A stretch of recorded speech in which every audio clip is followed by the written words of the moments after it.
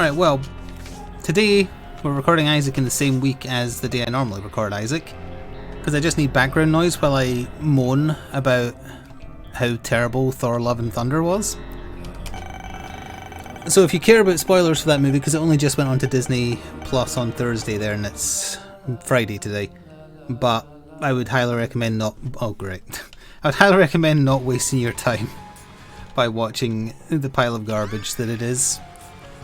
It isn't so bad it's good in a way Black Widow was, where it's worth watching just to see how you could screw up so bad. It's just bad. And it's not worth wasting your time on. It doesn't forward the storyline of the cinematic universe at all, really. Nothing important anyway. So you're not missing anything in the grand scheme of things either. But if you do care about spoilers, you will not want to listen/watch live, for those of you who are, because I'm going to spoil it all. Including the story it's based on, probably a little bit. Which is far, far superior. Which might be part of the problem, honestly. I shouldn't have read the story it was based on, because it's a really good story. You're just popping in to say you misread today's Go Live message as we bring you piss. That would have been truer. Which film is this? Thor Love and Thunder. The most recent... Is it the most recent? Yeah, it's the most recent cinematic universe movie.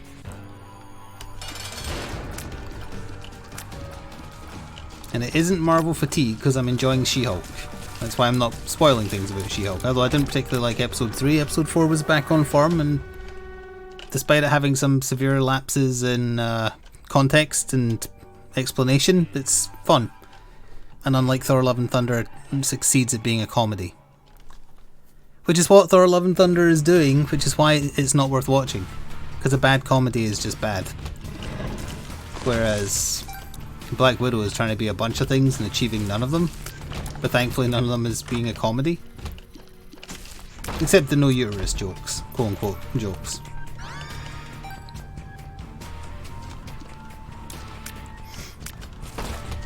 But yeah, I very... Ooh, what is that?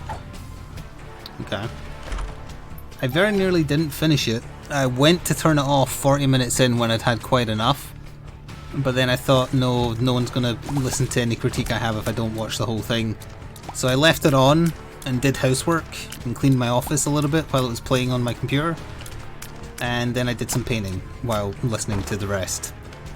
So I didn't technically watch the latter half, but I was completely done by then because it's just not funny. That's the... Well, actually, let's start with like the stuff I did like, because that won't take very long. And at least it means I'm not just going to be complaining for the next 30 to 40 minutes. I didn't have any issues with any of the acting. I thought the acting was fine. Yeah, I'll get on to that, Trunks. Just you wait. I was surprised at Natalie Portman's acting, because I do not think she's a good actress, but she was good in this when she wasn't being stupid. When she was doing the cancer bits, she treated it with the respect it deserved, and I thought that was very good. She was very good at doing that. It's just a shame that it's ruined by her performance the rest of the time. The fight on the black and white planet was basically the only interesting action scene. The rest was terrible.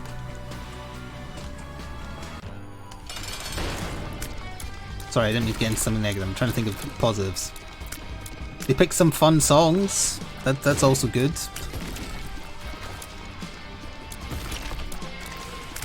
I'm trying to think of other good stuff. Hang on.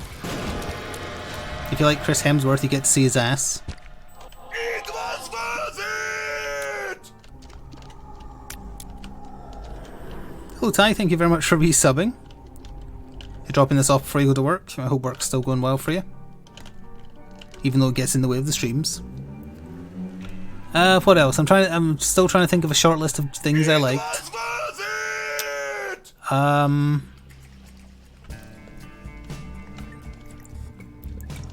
liked... Oh, I only had one key. I liked seeing the Guardians of the Galaxy, but I do feel like the trailers massively misled how much they were in the movie. Because Disney don't want to be spending money, so they're in it for literally 5 minutes. Whereas the trailer makes it kind of seem like they're going to be in it a lot. And I get that they film stuff differently for the trailer to deliberately hide the story, but that's just... that feels like a deliberate mislead to get the Guardians of the Galaxy crowd in. And I felt that it was a little bit cheated. But it was still nice seeing them. I will say I thought Chris Pratt looked a little bit doughy. I know that's very, very rude, and I'm very sorry. I don't like him. But it's still not a nice thing to say about someone, but I thought he looked a little doughy. Which is a polite way of saying fat, as I understand it. But either way, I think I've ran out of good things to say about it. You know, the one time I smiled was the first time the screaming goats were on the screen, and then I would realise it was going to be a running joke, and I was like, oh no.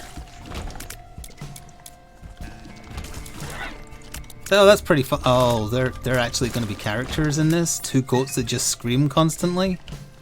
Oh. Oh no.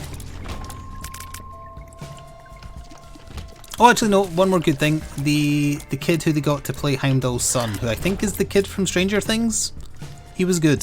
I liked his acting. And he's good in Stranger Things too, if it is that guy. If it isn't, I apologise, they looked remarkably similar. Oh yeah, that's tangentially connected to Multiverse of Madness and also She-Hulk, so a minor spoiler that Wong is in She-Hulk quite a lot. The reason Wong is the Sorcerer Supreme in the cinematic universe is because the ironically named Benedict Wong, who plays Wong, is a hell of a lot cheaper to get than Benedict Cumberbatch. That's the only reason, and it's pathetic. Disney has all the money, stop being so goddamn cheap. Perfection. Keep that. There we are. They have goat plushies.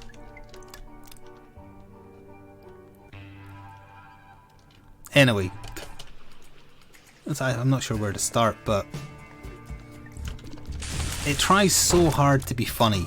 And Thor Ragnarok is my favourite cinematic universe movie by quite a long way. And it gets as close to perfect as you can get for being a comedy action drama. Like, it's not perfect, but it's as close to. Oh, I lost Holy Card. Well, we'll be restarting shortly, but this is basically just background noise. And I don't know why they went so heavy on the comedy. I think maybe Taika Waititi, I'm not 100% sure how to say his name, I apologise. I think he might have developed a little bit of an ego. Because Ragnarok did so well. And he thought he was funnier than he was with the characters and setting and whatnot he has available. Justice. And he overestimated how much people like Korg, which is voiced by him, who is the rock monster. He's kind of funny when he shows up a few times in Ragnarok and says a funny thing and then isn't there anymore. He's the narrator for Love and Thunder, and he's in it a lot, and he talks a lot, and none of it is funny. And it got to Jar Jar Binks levels of grating for me, having to listen to him so much. And then they do a fake death scene for him, and I was like, oh, that's why they were giving him so much screen time. It's because they wanted you to feel something when they kill him off. Nope, no, he's a rock monster, so apparently his face can stay alive when his body is dead. So no, he's not actually dead, he's still very much alive. They just want you to find him funny. Yeah, piss off Ghost is a good line. And when he thinks Greg is dead or whatever that little bug's name is. Speaking of which, bringing him back? Nope, bad idea. Just for a throwaway joke where he's squeaking a pen on a whiteboard for some reason. Like, I thought they were going to do, like, he's known for that program about the vampires, right? He was in the movie version of that, What They Do in the Shadows. Where I don't think it's slapstick and bad jokes, isn't it? Like, quite sarcastic and dry. So I'm not sure why the sense of humour they tried to go with for the film was just so lowbrow and garbage. And constant. It felt like season 15 of a long-running show. It felt like Scrubs near the end, where they were too scared to do any emotion without ending it on a joke. They were too scared to have a story. So they had to have everything be a joke. I guess the only time they didn't is when Thor finds out Jane's got cancer. Like, that's treated with respect, which again would have been insane for them not to. The blowback would have been incredible. But even then, like, it goes from a scene... Oh, hang on. Yeah, and also, it's very poorly paced. All the Asgardian children get kidnapped by Gore the God Butcher, and then the literal next scene set the next morning is Thor and Mighty Thor having an argument about who broke up with who, while every child in the village has been kidnapped. And that just seems so stupid and so ill-judged, and I thought he had a better sense of humour than to do such poor pacing. Like, you could have that scene, but you don't have it after a big dramatic fight where they kind of get their ass kicked and then they lose all the Asgardian children. And I thought they were going to do something sarcastic with Asgard basically being a tourist attraction, but not really. In a 2-minute long collage at the start to show that Valkyrie hates being king. That's it, because Asgard is a tourist attraction for humans, because we're horrible. Like, that could have been good if it had that kind of tone. It doesn't need to have the... Why am I collecting these? I'm not playing as the actual Lost. Actually, I could drop a holy card, so there is a reason to go back and play. Like, it doesn't need to have the tone of the comic, although the tone of the comic is a lot more serious, and it spends a lot more time fleshing out Gore's character. So you actually care, because he's the best kind of villain, which is the villain that thinks he's doing something good. Like, he is not like a maniacal supervillain, really. They also changed his story a little bit in the movie. He doesn't find a god that mocks him. If I remember rightly, he stops believing in God, so his tribe throws him out, and then he finds 2 gods that have fought to the death. And that's how he gets the sword. And he goes and gets revenge against his people, but then he wants to get rid of all gods because they either do too much or too little. No rerun machine. Why are humans allowed in Asgard? Asgard isn't a thing anymore. They're in New Asgard, which is in Norway. Old Asgard got blown up. Oh yeah, that was one other thing I did like. Sorry, to briefly go back to the very small like pile.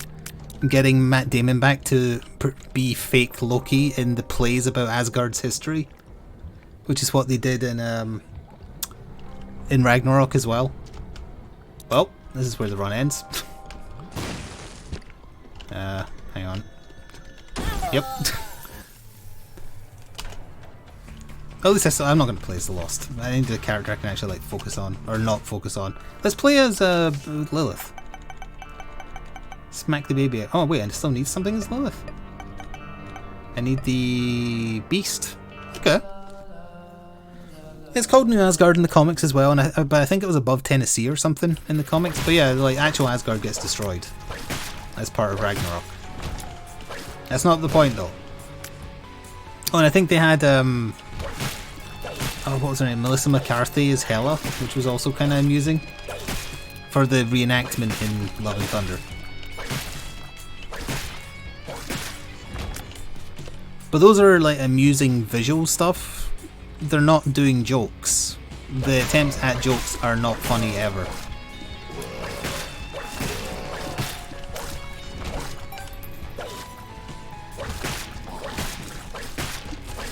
Oh yeah, I also didn't like the kind of sarcastic voice Christian Bale put on every so often. When he's talking to the children, or when he realises he's talking to Valkyrie, he kind of puts on a sarcastic, high-pitched, childish voice.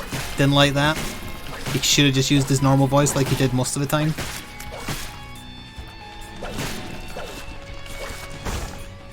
I'm not sure if that's his decision. He does have a history of doing stupid voices for his roles. The look of him I didn't mind. He doesn't look as alien as he does in the comics because no one would empathise with him if he looked alien, of course, because we're humans. Like, he's got a weird fish face in the comics. He also, I think he had a son, not a daughter in the comics, so am I misremembering that? Is anyone familiar with the comics? Because he definitely makes himself a fake son when he makes himself a fake wife, so that he can experience a family again. But I think when he originally loses his kid, it's a son. I might be misremembering, but if that is the case, I'm curious why they changed it to a daughter. Like, did they think it would have more emotional weight?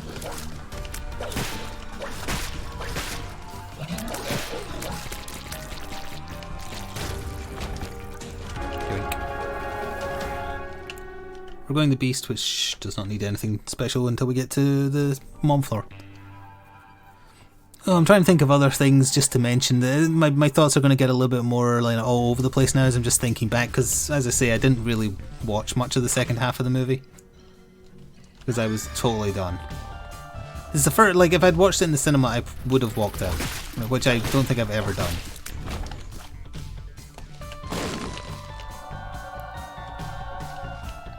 More inclusive? How is it more inclusive? There's children of either male or female. How's that more inclusive to make it a lady if it was a girl in the comic? A man in the comics. Red key, that's interesting.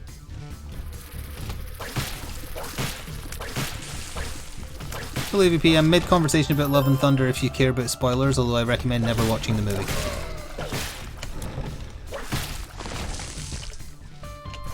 It's the first time I've not recommended a Marvel movie. There's some I would say you definitely don't need to watch because they're not very good. It's the first I would say actively avoid it, it's terrible. Read the comic it's based on, it's really good. They couldn't do it one-to-one because it involves time travel and 3 versions of Thor. It's also not jokeless, like, I'm probably making it sound more dour than it is. It's got jokes. Like the young Thor that stars in it, well, one part of it, he's like a womanizing drunk who isn't worthy of holding the hammer yet, and he's just drunk and stupid. It's quite funny. But then you've got like present day Thor, and then you've got old man bitter Thor, and it explores his personality as well. It's so much more interesting. Although if you want to see the stuff with Jane Foster in that story, you have to read beyond the God Butcher stuff. It happens in the following parts, the parts that follow it rather. Yeah, drunk and stupid. He's just womanizing and fighting wars and just being an idiot and definitely not being worthy of the hammer, but he starts working towards it. He affects Gor's life and Gor affects him at various stages, and he thought he killed him, but then he realizes he didn't, so it keeps going. Oh yeah, so what Trunks mentioned, and I agree with, the movie looks bad. And I would compare it to how 2016 Ghostbusters looks, where the saturation or contrast is up way too high, so everybody looks wrong. They look too bright. And Thor's armor, when he first goes to find Sif and he teleports him and Korg away, that armor looked great. I really like that costume. But then when he meets Jane at New Asgard, I might have missed why he does this. He changes his costume to be super bright and golden, and it looks like it's made of plastic, and it looks horrible. No, the opposite of washed out. They look like they have too much colour. There's artificial colour. But yeah, his costume, which he wears for the rest of the film, is terrible. It looks awful. It looks cheap. Like when he tears his helmet off when he realises he's talking to Jane, you can see that it's made of plastic. I mean, I know in reality, obviously, it is made of plastic, but in movie terms, you shouldn't look at it and go, that's made of plastic. It's supposed to be an important bit of his armour that can withstand blows from demons, or monsters at least. And it just looks so goddamn cheap. You don't need to see the movie to see any of the things I'm telling you, incidentally. The trailer shows most of these things I'm saying about. You couldn't figure out what looked up, and now you said it, that makes more sense, yep. When they go to mystical places or whatever else, that you can get away with those looking different, but the stuff on Earth and New Asgard shouldn't look like they're cartoons.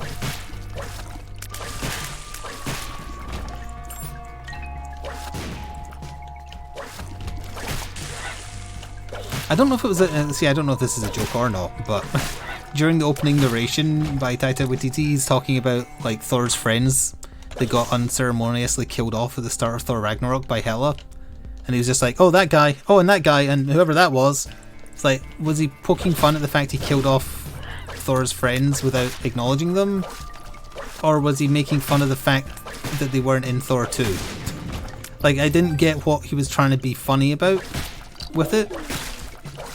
Was he poking fun at himself? Yeah, the Warriors 3. I only remember Volstagg, who is not... I don't even think was one of them, honestly. Well, Sif and Volstagg are the ones I know from the comics. Volstagg is very visually memorable? Memorable, that's the word. He's very visually memorable. It was nice that they got Sif back, though, because she disappeared after Thor 1 and then had a brief cameo, sort of, in Loki.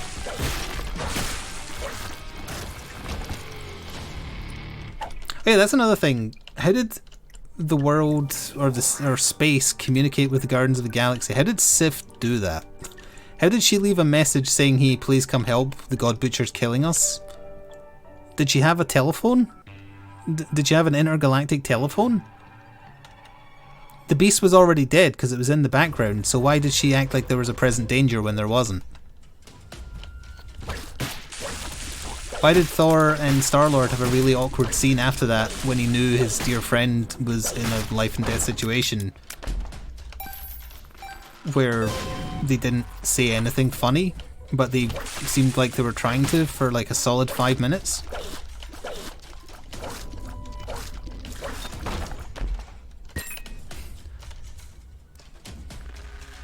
She WhatsApped Star-Lord. Well, there must be something like that.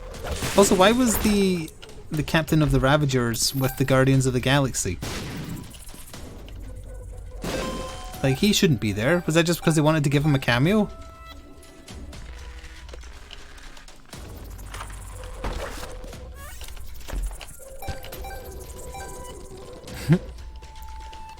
It's bad. It's really, really bad. Well, there goes perfection. Ooh. I don't remember his name. The guy who took over from Yondu. Little Secret's going... I've not really been paying attention to the run, to be honest, but this one's going okay. I was playing as Tainted Lost before this, which was a mistake. Since I'm mostly just talking about a Marvel movie I didn't like. But part of it is just disappointment because Thor Ragnarok is so good. And it gets that balance so right, but it's not even just about the balance being wrong, it's about the attempts at the humour being so bad. I expected better from him, quite frankly, and I don't think it's a case of Marvel saying, no, don't do this, because they probably gave him quite a lot of free rein because of how well Thor Ragnarok was received.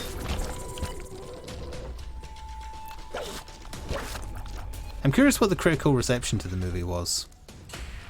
I'm trying to think. I don't think there's a way to grab this. Oh, or you could just do that. Yep, that makes perfect sense.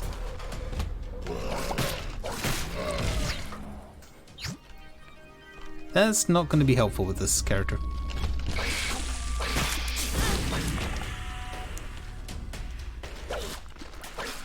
No, Phelan is following in the through line that she's an expert at this game.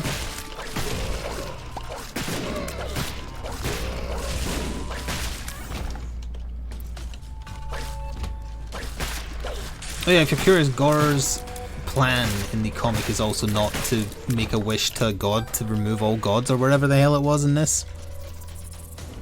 His plan was he uses the god of bombs from a planet which has a god of bombs to make a god bomb, and he's going to blow up the reality in which gods exist or something. I don't quite remember the specifics. So every god past and present no longer exists. And he's using captured Asgardians from the future to make it. Because in the future, Thor is the last Asgardian. And he's stuck in this palace by the shadow demons, and every time he tries to fight them to the death, they leave him alive. Because he doesn't get the satisfaction of a warrior's death.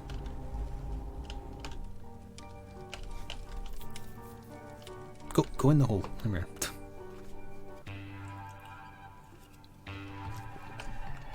And Gore is defeated in the comics by his fictional son he creates from the Necro Sword turning on him and helping Thor, who wields 2 hammers because he uses his future self's hammer as well.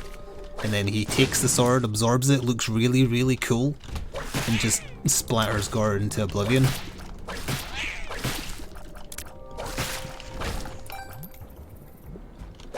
I haven't followed any Pokemon announcements.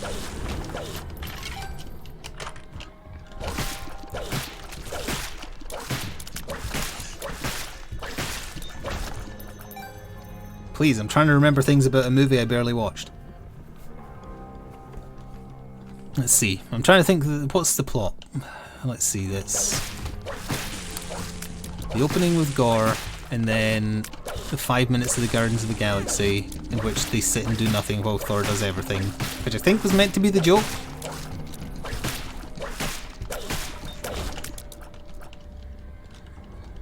Then he he finds out the gods of the planet they're helping are dead, and he doesn't really seem to care. He's like, oh, that seems bad. I'm sorry that happened to you anyway. But then all of a sudden he cares when he gets a distress message about a god he knows.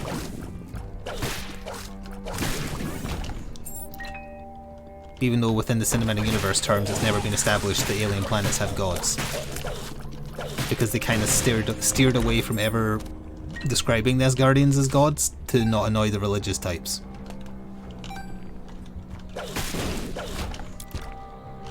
They kind of just hoped you wouldn't pay attention anymore. Since they have the Greek gods and they mention the Egyptian ones that are in Moon Knight.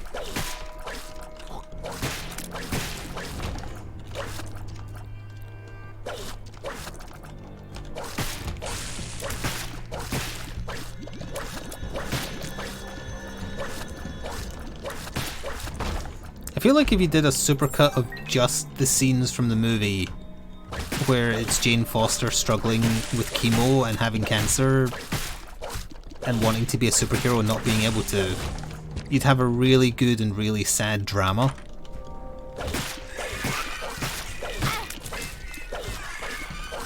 Instead of her final words being that she desperately wants to, well, not her literal final words, but her final words as Mighty Thor being that she desperately wants to shout a catchphrase at her first and only villain, so she shouts, "Eat my hammer." That's not me being sarcastic, that's literally what she does. She shouts, "Eat my hammer."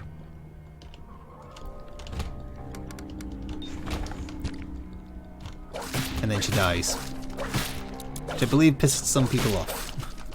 Because in the comic she was Thor for quite a while, or might even still be. And I kind of thought they brought her back by giving her all the monies, because Chris Hemsworth was sick of being Thor, so that was their easy solution to keep Thor in, without it actually being him, and still being comic accurate. But apparently not.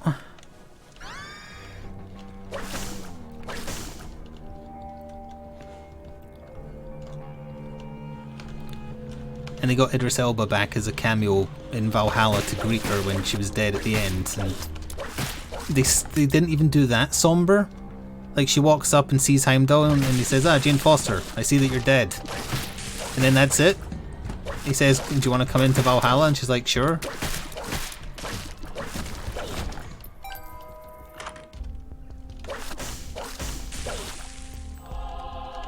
Again, none of the things I'm saying are exaggerations. They are exactly as they are presented.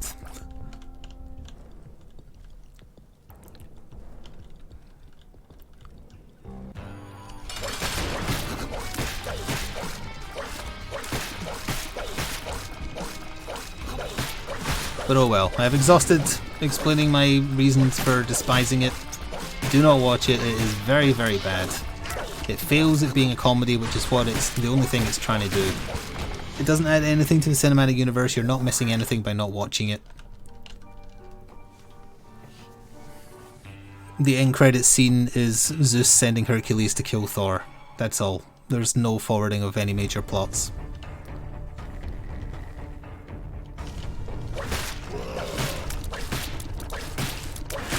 Oh, and an end credit scene where he's now adopted Gore's reborn daughter called Love, and he's teaching her how to fight aliens or something. Didn't really pay attention to that.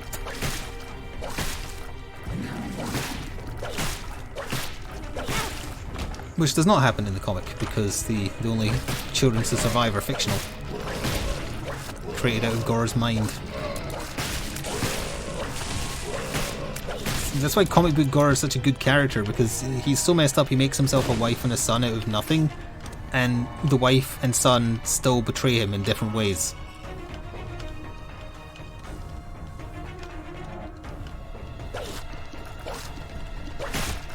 Well, the wife doesn't betray him. The wife accidentally calls him a god, and so he kills her.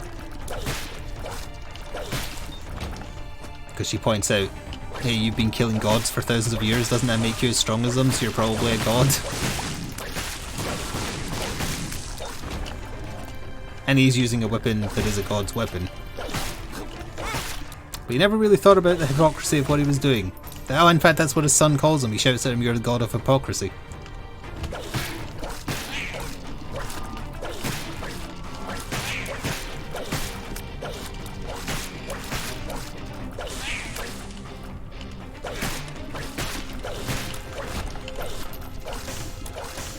Because Gore does not have a redemption arc, because he doesn't see himself as a villain, so therefore he shouldn't have one, really.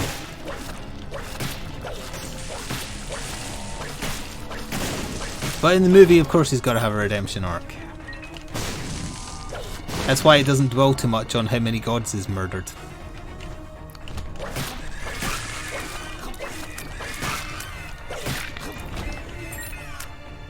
There's a bit more of a mystery to it in the book as well. Like, it's not instantly, oh yeah, that's Gore, he just goes around killing people, maybe we should go and do something about it.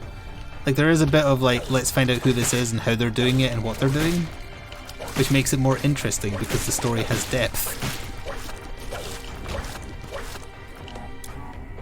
It's a symbiotic sword called the Necro Sword. Like that, it is called that in the movie and it is called that in the book as well.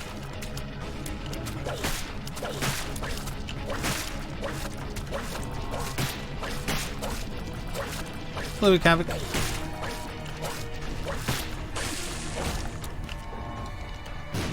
I'm looking for the item room instead. Is there anything else to talk about, so I don't need to keep talking about a film? Because I just know there's going to be one person who absolutely loved it that's going to just never come back because I dissed their favourite movie.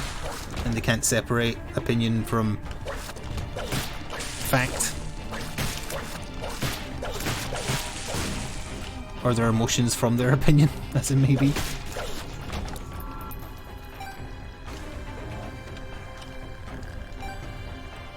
You still want to watch it? Well, you've wasted enough time watching my streams, so I can't really tell you not to waste your time watching a movie, I suppose. Wait, I don't have anything that benefits this.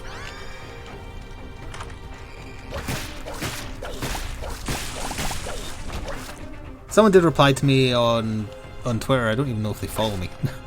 It's just pointing out that they think the cinematic universe is like directionless right now. Why is this ball sack? Why is this a ball sack? Keeper's sack.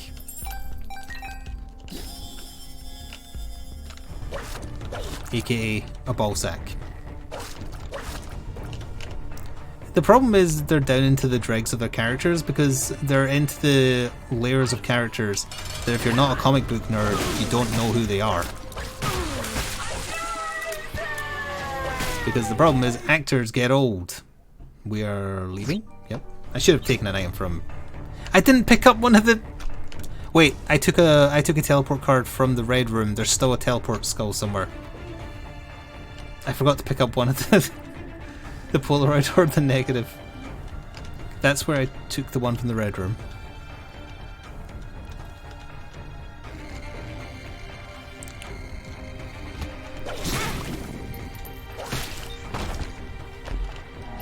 Look up. I remember seeing another... Oh yeah, there it is. Perfect. Ooh, glad I came back. Take an item, then teleport. Take one of the Polaroids, then teleport. You missed that crucial part. Might as well take an item from boss rush this time. I actually did this more optimally.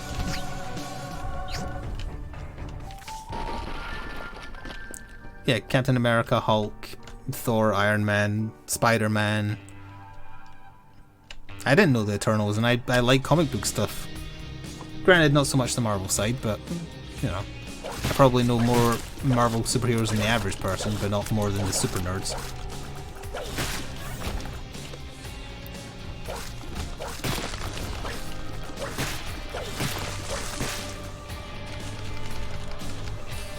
Oh yeah, I think today is the 30th anniversary of Harley Quinn being invented, incidentally. As a random aside.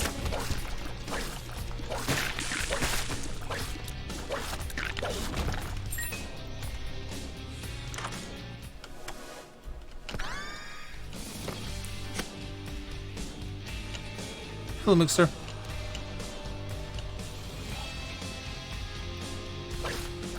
We are just heading up to find the beast. I haven't really been paying attention to the run, so I don't know what chances we have. But if we don't do it, it just means I get to do another run as this character in the future and still have something to earn, so that's fine by me.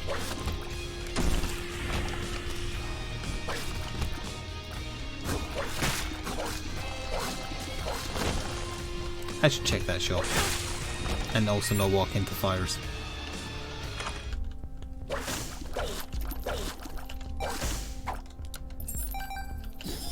Yeah, I think that Keeper's Sack is giving me random stat ups when I buy stuff. Fire hot? Fire indeed hot. Did I even say what game it is we're learning in Tabletop Simulator after this? I don't think I did I?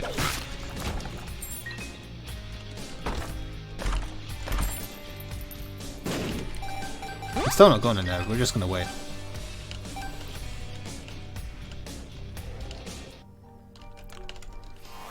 Now, where's that miniature money? Spent it. It's gone. Just get over it. It's gone. Hey, did you see what I was saying in Discord earlier about how much the October releases for Crisis Protocol would cost if you bought them all? They've raised their base rate, for sure. I know some of them are large, but they've still raised their prices. They're RRPs. Your wallet screams, well, you want all of them? I thought it would have been neat to have the terrain pack with the big Hydra tank, but it's scenery, so I don't care too much about that. But the rest of it I kind of wanted, which sucks.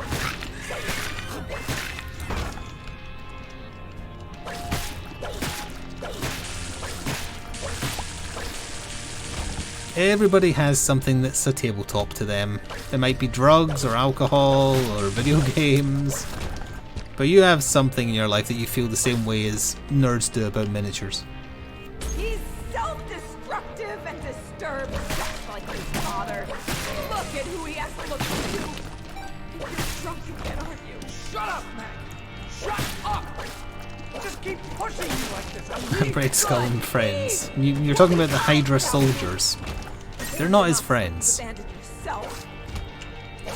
Yes, they should have been out today, but they're not. They've been delayed in the UK, I guess.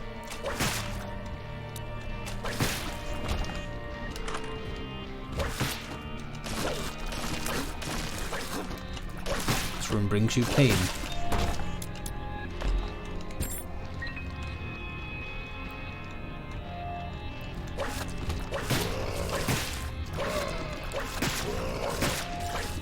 Can you have drug, alky, and minis? You probably shouldn't unless you're very rich.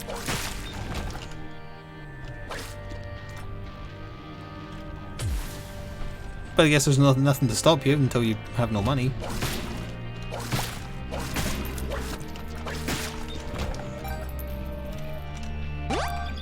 Didn't I skip an item room? Yeah, you still don't want it though.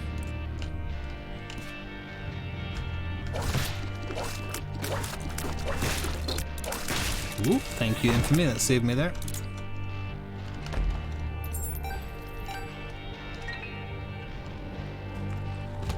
You can always put your kids to work. Good idea, that's what they're there for, right? You need to repent. You need to confess your sins. My niece is one, she's been lazing around quite long enough, I think. Light inside you. Cleanse your soul. You are insane! You are taking this. It's been a while since I've heard that line. Hear how you sound. The only reason that reminds me is because it sounds like Chris Redfield from Resident Evil 1 saying it, and that's got me Grandpa Simpson onto something I wanted to mention. There's a Resident Evil themed YouTube website that got the original screen cap and voice actors for Chris, Barry and Wesker and did an interview with them. I haven't watched it because I'm not sure if I want to do it. I know someone went and found the lady who did Jill as well, but like she's just like not in the business anymore, so didn't really care. But like even just looking at the thumbnail, I'm like, yep, that's the guy who played Barry, all right. Hello, Detroit.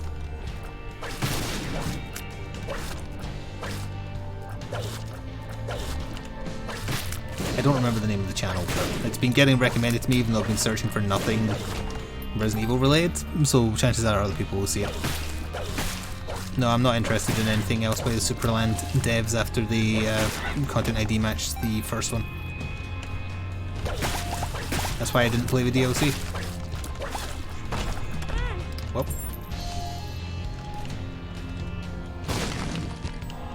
Does he do cameo? Does who do cameo? Oh, the Resident Evil people? I've got no idea. Roger Craig Smith probably does. I wouldn't be surprised if D. Douglas, or whatever his name is, the voice of Wesker, like for the more recent games, he probably does. He does YouTube. He did a Let's Play of Resident Evil 5.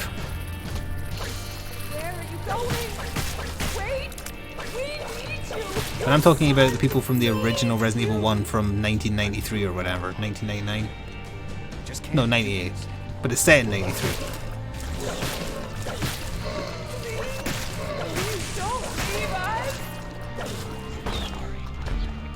I can't imagine they would do cameo because they're not good actors. That's part of why that game is so endearing.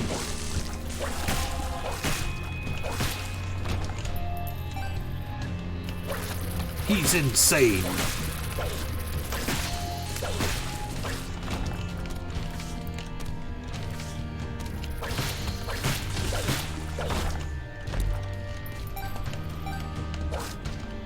Well, we did make it to the house.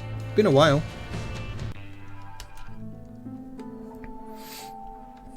I've had a lot of time to get better. I don't think they're in the industry though. I don't know, because again I haven't watched the videos, so there might be.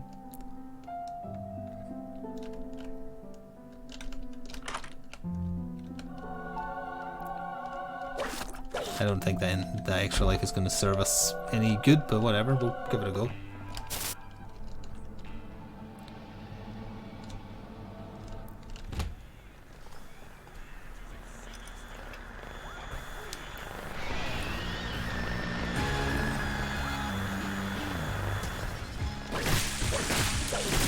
That's good damage though.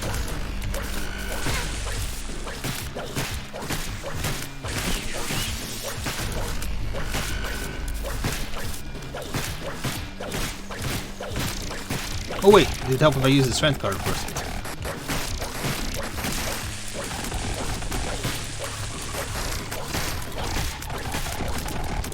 I don't know why he's doing so many of those. Oh, yeah.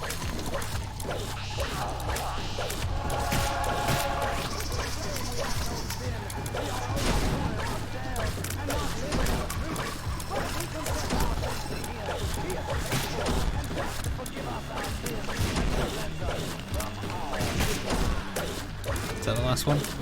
Yep. Need those fires to hit this for him.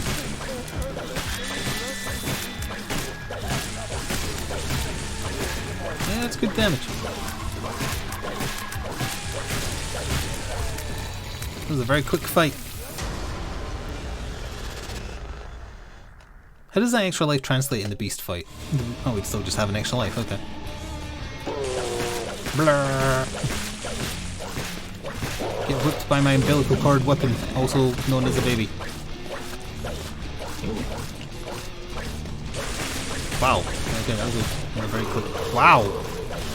I really wish I could see my damage stat for this area, because that was a very quick kill.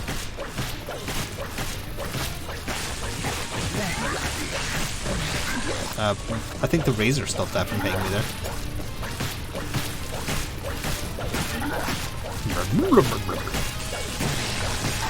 He's dead already. Watch for the face palm. Oh, it's when War dies, then it face palms. Death face palms, to be exact. That was their first form already? No hugs.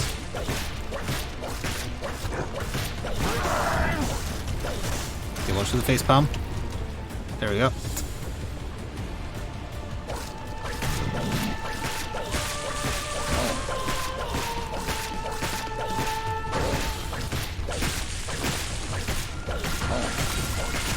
Yeah, right, holy man. Oh, that's okay. Because he's dead. Now onto the beast. Who's the real beast here? Have you seen what I look like?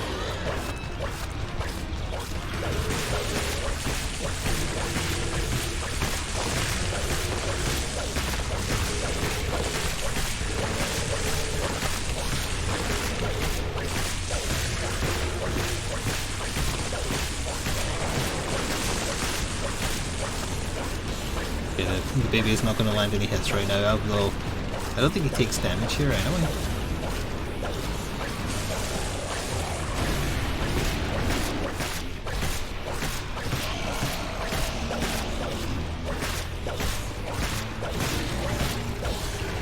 Yeah, that was faster than usual. There we go, he's almost dead. Kinda. Yeah, his horns are breaking. And he's almost dead. That was very easy. That means that Tainted Lilith's post-it note is now finished. There should have been a bet on, because I think I just unlocked an item for her. Yep. Twisted Pear. Cracked open. A new green film. What is going on in that picture? Well, that was my review of Thor Love and Thunder. Don't forget to like and subscribe. Yeah, you get a joke. Unlike Taika Waititi.